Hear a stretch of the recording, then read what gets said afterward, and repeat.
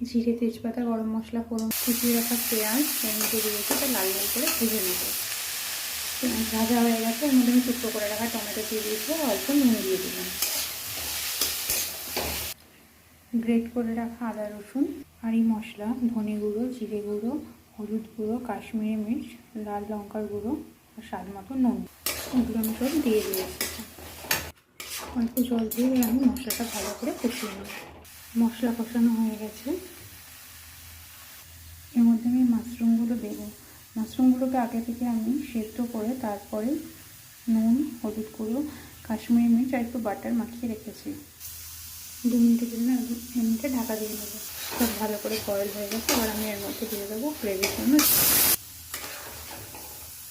এবার একটু ফোটার জন্য ছেড়ে দেবো। রেডি আমাদের মাশরুম কারি। ওপর থেকে আমি একটু কসুরি মেথি ছড়িয়ে দিয়েছি।